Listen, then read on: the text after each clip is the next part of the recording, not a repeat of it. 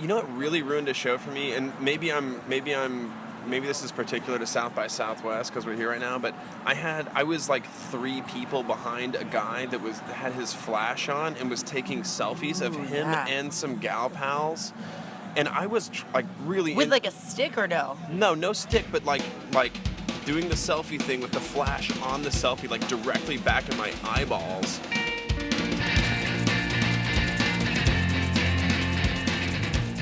What is something that ruins a show for you and why? People, I think in Manchester, have this thing where they like to clap on the off time. That's happened like 3 times to us, where people are, it's like do it to everybody. So like you're going 1, 2, 3, and they'll like do the off time to try to throw you off. So that's I've never noticed anyone doing that. Oh, it's happened. It happens. It sounds terrible. It was. Bands that play for more than 30 minutes, but sometimes I do that too. Drum hardware acting weird. Sexist jerks saying anything and everything. No one dancing. No one dancing. People gotta dance or we're out.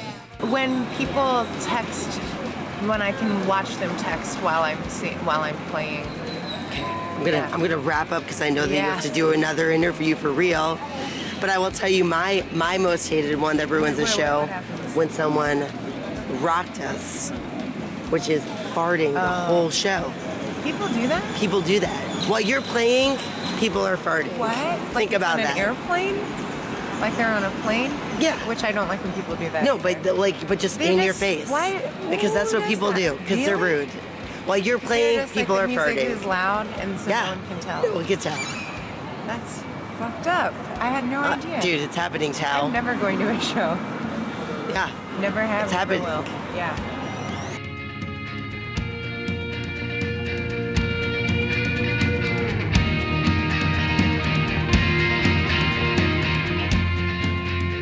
You are listening to episode 10 of the Sub Pop Podcast. This was going to be the final episode of the podcast this season. I am Arwen Nix here with the luminescent Alyssa Atkins. Hello, episode 10. Episode 10, but it's not the final episode. It's not. More on that later. More on that later. You just heard from Becca Zeitz. She was at South by Southwest. So was Hardly Art's Jason Baxter.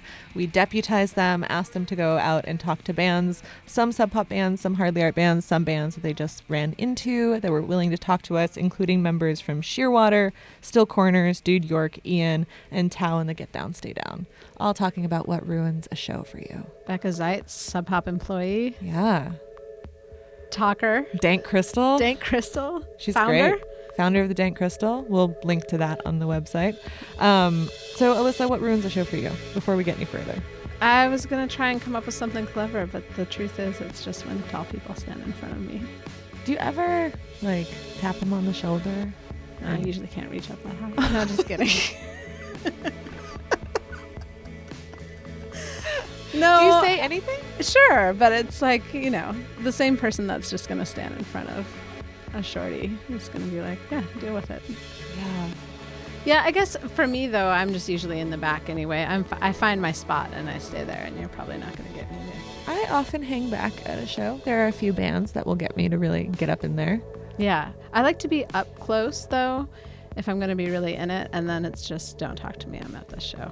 I'm just in this. Focus. Yeah. I'm having my time. Yeah. I mean, you're going to the show. It's Enjoy true. So this episode, we are doing some fulfilling more of our promise to talk to people adjacent to Sub Pop Records. Who are we talking to? Today we're talking to David Dickinson, who is the man behind Seattle label Suicide Squeeze. Right, he founded it, he runs it, he does everything for Suicide Squeeze, right? He is Suicide Squeeze. And that label is amazing. Mm-hmm. And we're going to talk to him about that and what it's like to be a label for 20 years here in Seattle. And we're also going to talk to Stacy Peck, who I've mentioned so many times in the podcast. And now we get to hear from Stacy. One of her bands, Childbirth, is on Suicide Squeeze. Small world. So we're just making those connections there. I know. I wonder if we've talked about Stacy Peck more indirectly or Mark Arm. The count could be pretty close. Yeah, if someone wants to go back and listen through the episodes and send us a tally. We would appreciate it. Might not talk about them. I feel like I can't get through the day without talking about Stacy. That's a lovely compliment. She's a wonderful, wonderful person. I feel very lucky to know her. I wonder if upon further reflection, I can't get through the day without talking about Mark. I would say that's true of you. I think we've got our people. Mark, I think I care about you more than I ever even realized. Through working on this podcast. Hey, buddy. I've known Stacy for years. I first met her, kind of met her. I used to deliver pizzas to her, but I didn't know her. I just thought she had these... knowing her pizza. I knew her pizza delivery, and I knew she had these big, beautiful blue eyes. And then when I moved back from Los Angeles back to Seattle, we became friends. She was working at the Redwood as a cook. And what's funny about that is years later, when I asked if I could interview her for this, we were at the Redwood, which is this bar in Seattle that is owned. One of the owners is Matt Brook, who was in Grand Archives and is now in the band Rudy Waltz. And they let us use the back room to do the interview in. Matt wasn't there. I'm not sure if he knows that. Matt, thank you. I'm not sure if you knew that, but I really appreciate using the back room in the Redwood to do this interview. Was John working while you were doing the interview? It was either John or Jen. John, who does the illustrations for this podcast. Yes. Who's also on Suicide Squeeze. In 764 Hero. And also, it's my husband. Yeah. And also, is my friend. How I first learned about Stacy was through some of these people we've mentioned already, because they sent me a link to her video, Go Find Your Own, for Pony Time, because they knew I would love it. And I did. Good. I loved it so much. And who directed it? Marcy None other Stone. than Yes. Marcy Stone. Episode... Something. One of those episodes that we've done. Seattle videographer. I love it. It's a great video. I love my videos. We will definitely put that on subpop.fm. You should check that out. And there'll be some other recommendations that come from this interview with Stacy. But let's let Stacy speak for herself. Yeah. Here is the formidable Stacy Peck.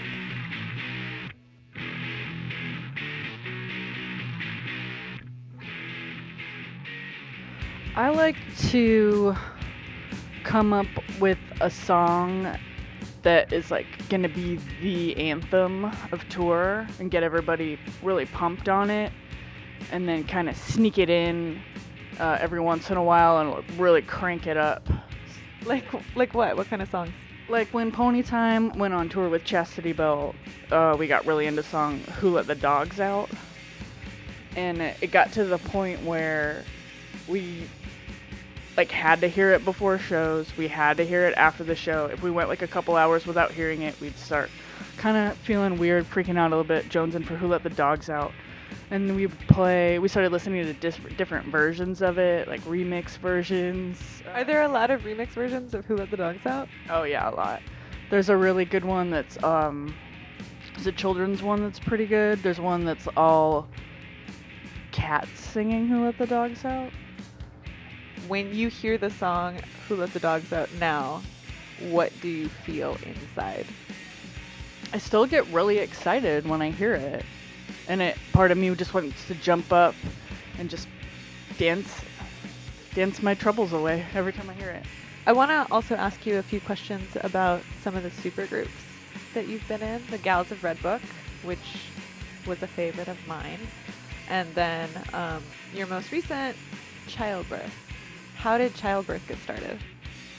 I met Julia Shapiro, who's the singer of Chastity Belt too, when she came to a show. Or wait, no, I met her when her band Chastity Belt played a show with the Gals of Red Book at Chop Suey. And we thought that they were really, really good. And then she moved to Seattle and was hanging out with my now girlfriend at a team dress show, also at Chop Suey, that Pony Time was playing at. And we decided that we should play music together because we both had a lot of free time at the time and wanted to have band practice. So then we wrote a few songs, just the two of us together, like Cross Bitch and maybe Menopause. And then that was when Bree McKenna, the bass player of Taco Cat, and I had just started talking again after having a terrible breakup. About 2 weeks after we started talking again, she got kicked out of this band she was in for not playing guitar good enough.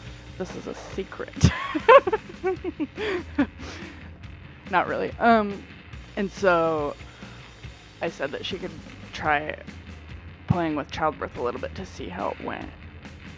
So I think that so many of the bands that you've been in have all been so excellent. They've been most excellent. I'm curious why you think Childbirth is getting so much attention.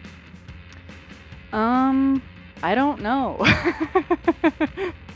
I think it's really cool, and I'm proud of this band, but I don't know why this band and not other bands I've been in. I think it's just kind of we're in the right place at the right time as far as like where things are with politics right now and the music scene in Seattle and how it's so supportive of women musicians right now, and all of, especially with people are really into Chastity Belt and Taco Cat right now, and it just makes sense that they would like this band, I guess. Is there anything that I haven't asked you about that you wish you got asked more in interviews? I don't know, like I've been doing so many interviews lately, and there's always a thing at the time I'm like, God, I don't know how to answer this question, but I wish that you would ask me about hot tubs right now or something like that, because what I'm really into changes so rapidly, I feel like.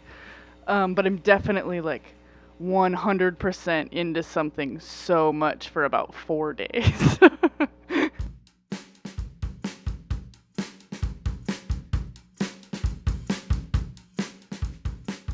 I guess I'm kind of back into House Hunters, the TV show. So if someone who works on House Hunters is listening to this, pitch yourself to work on House Hunters. What do you want to do? I think I'd be good at getting people like really riled up before they go on the show, because everybody's such a dick when they go in and look at the places. Like, they're not happy with anything. They're looking for a 4-bedroom, 3-bath house on the beach, but also close to Sam's work. It's gotta have a 2-car garage. It's gotta have curb appeal, but it's also gotta have old world charm and be a Cape Cod. It's unbelievable. And they never agree on anything. Every couple should absolutely break up. I wish they had a marriage counselor there with them. I think that would be an added aspect of the show. Maybe there could be like a House Hunters 5 years later, where you go back to the house and see if the couple is still living there and if they're still together. Oh my God, I would watch that show. And the show's been on since 1999. It has not. It has too. We need to pitch a House Hunters reunion show where you go back to like the most, like the couples that people remember the most, because there's got to be those notorious couples.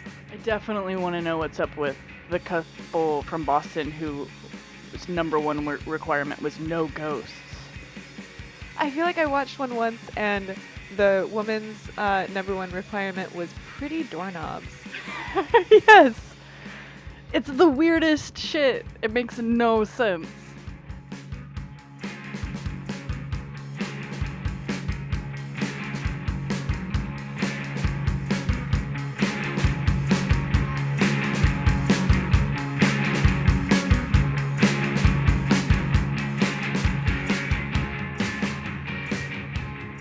Yeah, and thanks again to the Redwood for allowing keg chairs. Were you guys sitting on kegs during that interview? We were standing between boxes of beer doing that interview. It's like your own Zach Galifianakis between 2 boxes of beer. Yes. Something Yeah, like between 2 boxes of beer. It's great. Thanks to Stacy. She's And so also wonderful. House Hunters and hot tubs. Right? Yeah, I want to talk about that She too. made me want to watch House Hunters again. Yeah, that is a good show. And 1999? I can't believe it's been on that long. My God. It's like a great bad show.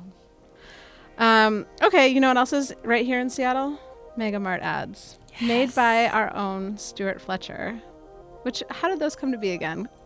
Well, I feel like a little history lesson is fair on our 10th episode. Okay, so Stuart Fletcher has been part of this process basically from the beginning when the podcast was just an idea, and he was willing to help. He did some interviews, like our interview last episode with Mike Kunka, which is one of my favorites. Definitely. He did an interview for the very first episode and with Jonathan Myberg, but Stuart wasn't super into doing interviews, but he really, Other than those two, but he really wanted to help. And he does so much for the show. He writes all the show notes. He runs the website. He's like been super supportive and definitely a part of this, and has been willing to do the Megamart ads, which he didn't really want to do at first. It was painful, right? Yeah.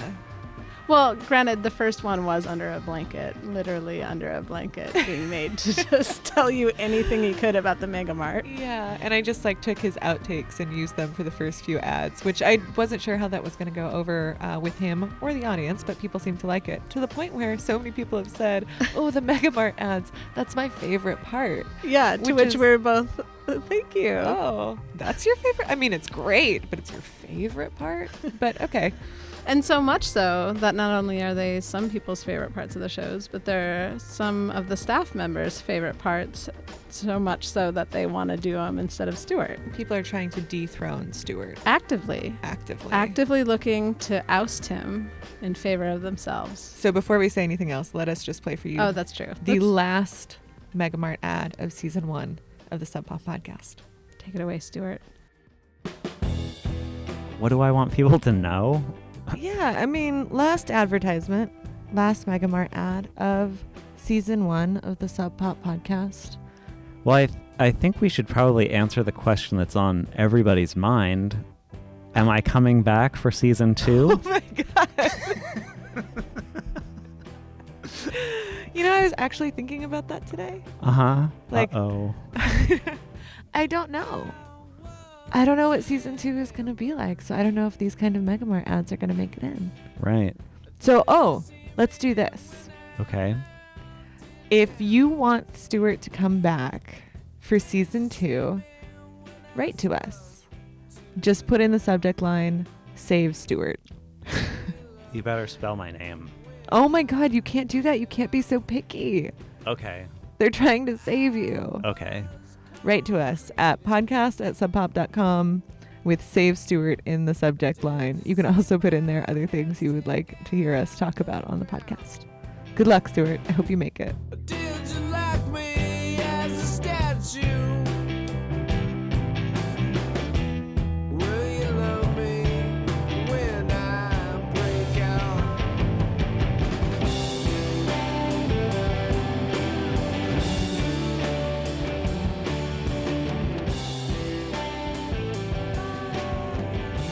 Okay, so the question is, do we hear from Stuart again? Season 2? We're figuring out season 2 right now. It Should he is up stick to around? you, listeners. You got to write in.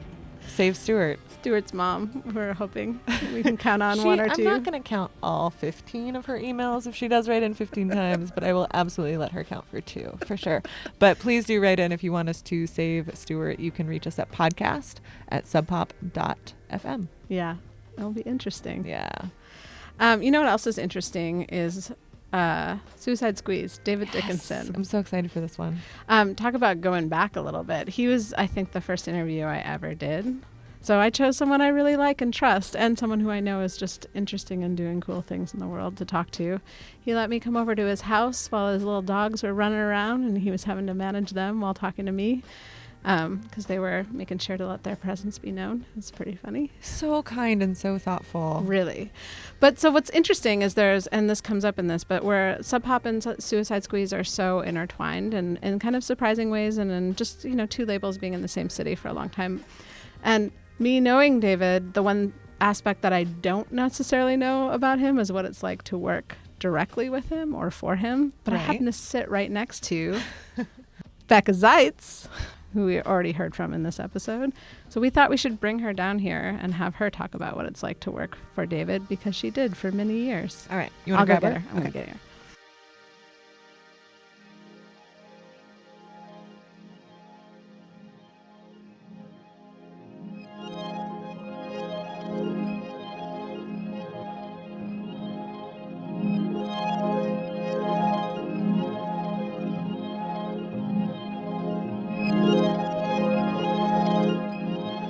Becca, thank you for going out to South by Southwest and talking to so many people about so many things.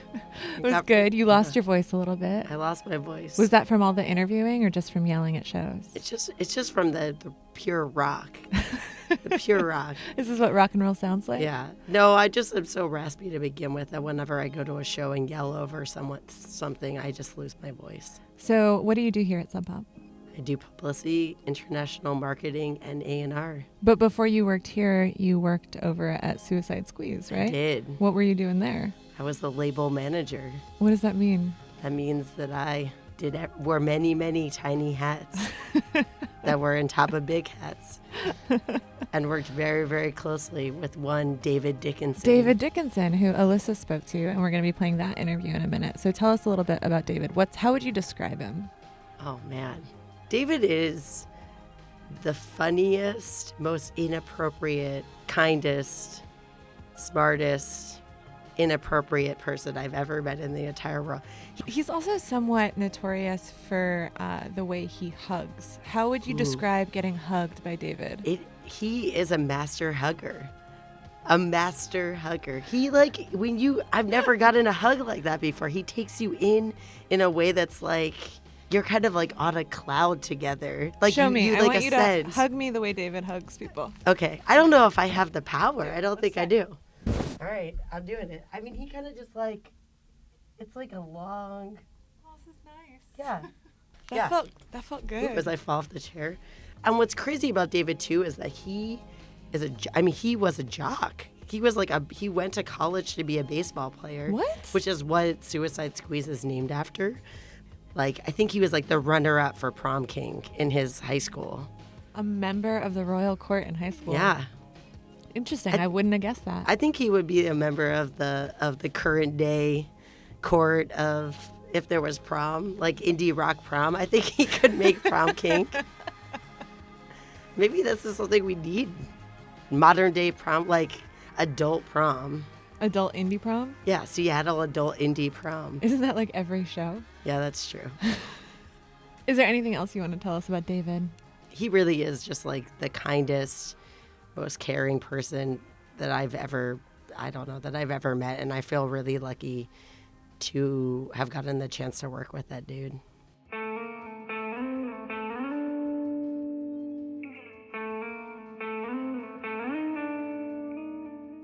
With me, I was just, young, and I wasn't really sure what I wanted to do with my life. I started hanging out with my wife, Polly, and, she ended up getting into the band with John and 764 Hero. I was lucky enough that they let me weasel my way along on a lot of the tours, like selling merch for them and helping them. And through that, I was able to meet a lot of people in music and, of course, see a lot of great bands and just kind of immerse myself in what was going on. And I was always a fan of music, but not talented enough to be able to play it myself. And so I thought that because my love of it continued to grow, I thought that would be a good way to get involved, and I could put out some records and kind of see where it leads me. And now you're swimming, but you don't even feel right. When I think about those first few releases that we did, 764 Hero was nice enough to allow me to put out a 7-inch for them as our first release.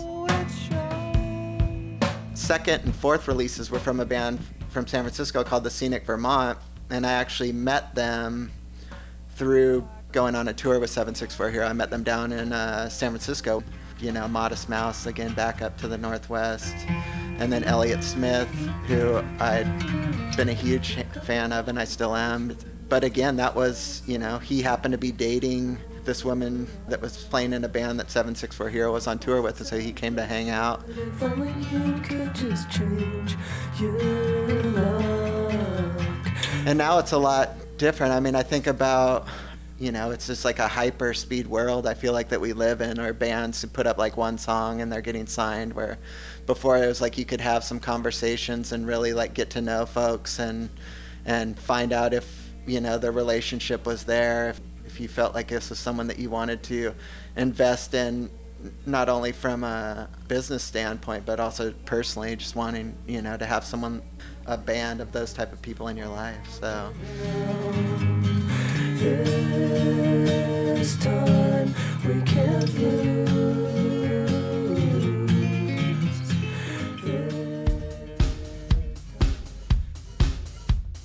Do you think that bands know what they're getting themselves into when they go on tours? It doesn't really matter if you're best friends with people or not. You're just going to irritate each other. It's just the way that it is.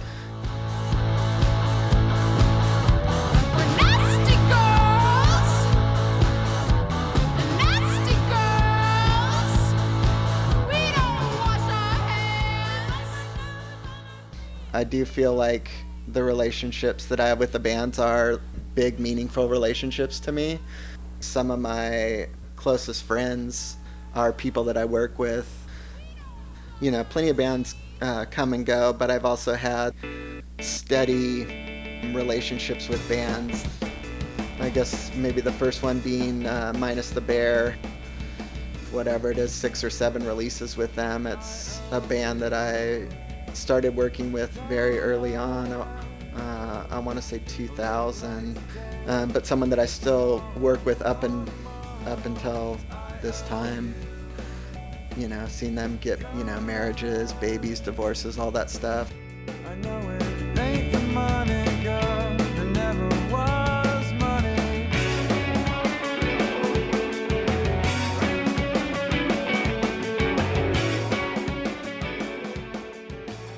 My latest one is with this band, the Coat Hangers from Atlanta, that I've worked with now for 8 years, I guess it is.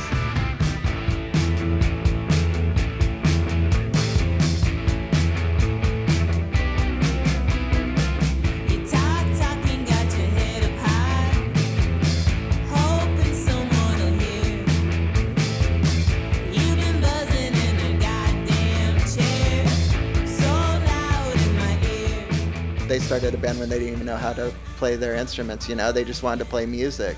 And that was at a time when I was thinking like, man, I need to get back to like why I wanted to do this in the first place, like what made it fun, and just people that were stoked on music and wanted to be involved in it, and people that were gonna work hard, and just like, sweet folks, and that's great.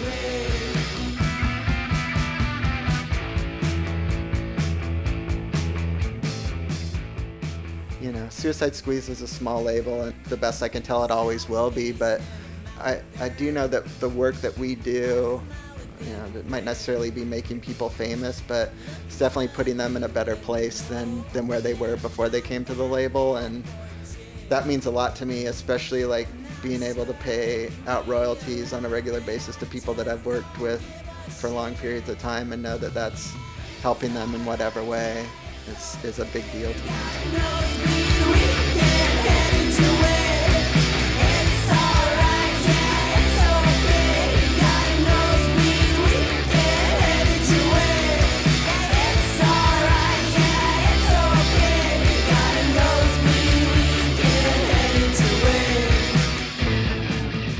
Where do you want to see Suicide Squeeze in the next 5 years? For me, it's like just to keep it going. I've been lucky enough to have this as my job and doing something that I love for my life's work, and not a lot of people can say that that's the case for them. That always keeps me, I guess, hungry to keep things going. I do know that I want to continue to do this as long as it's making me happy, and that's where I'm at right now. We have our 20-year anniversary coming up, and so a lot of my planning has been around what we can do to celebrate our 20th. And then beyond that, I think it's just continuing to work with people I'm excited about. And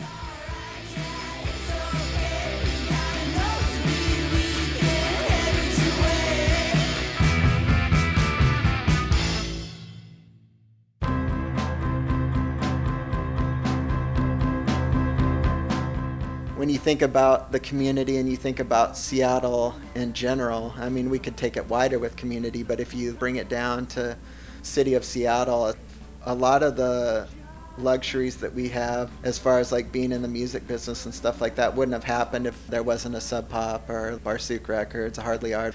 I remember in some of the leaner years for Sub Pop, you know, you hear the stories like, what's going to happen and stuff like that. But it's like, well, you never hope that anything bad's going to happen because it would just leave a giant hole in Seattle. So, I mean, I really think you got it. I think you did a great job.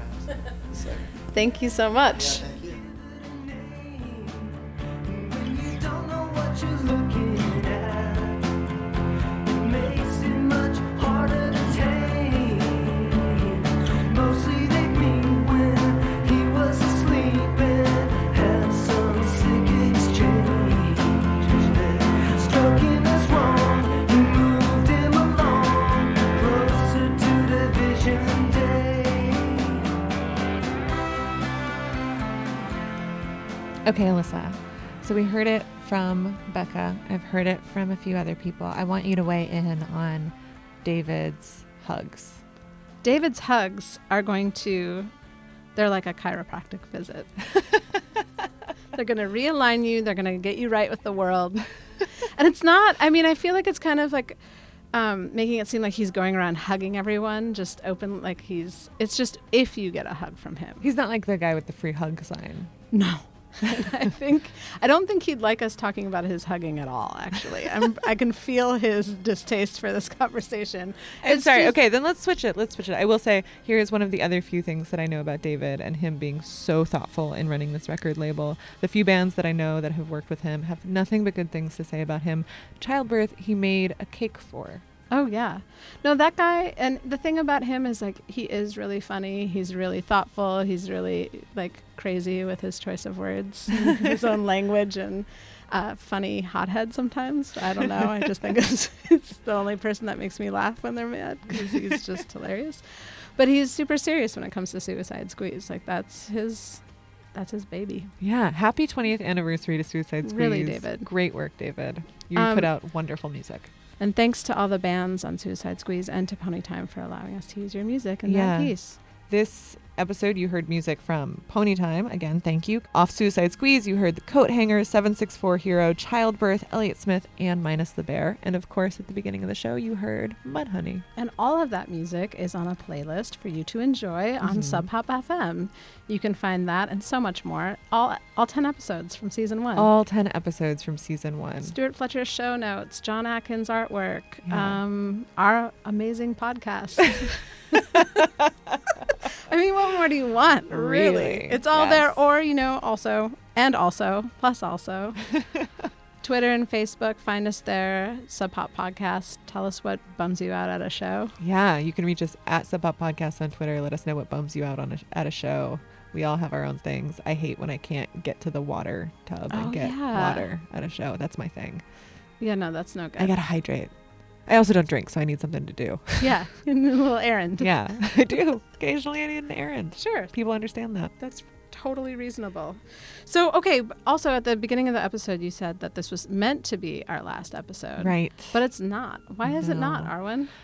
Well, we knew we wanted to give the last word to Megan Jasper. She has been such a huge supporter of this project the whole time and has been so kind to us as we're trying these things out. And we really thought it would be wonderful if our, season finale was talking to her, giving her the last word. But then she had so many good words that we decided to just make her very own bonus episode. And so that's going to be coming out later this week. Yeah, it feels appropriate. Yeah. And right. And she has such good things to say. Yeah, and plus you don't want to leave out any of the pranks once she starts talking about them. They're too good. No, too much good stuff for just one part of the last episode. So episode 10.5. Yes. This one's for you, Megan Jasper. Thank you, Megan. And actually, later this week, I think. Hopefully, if we can get it out by Friday. It will be there. Yeah. And it's going to be on April 1st, Sub Pop's anniversary. Our 28th birthday.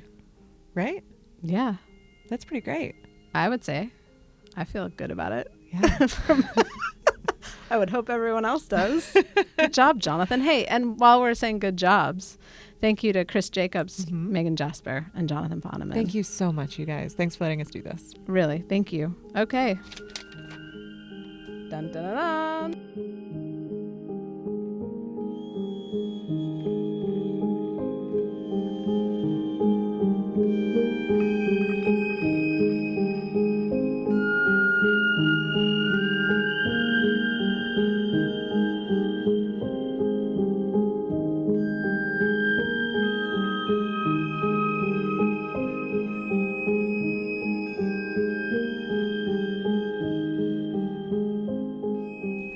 You also heard music from Love is Laughter and Washed Out. We almost forgot to thank them. Thank you guys.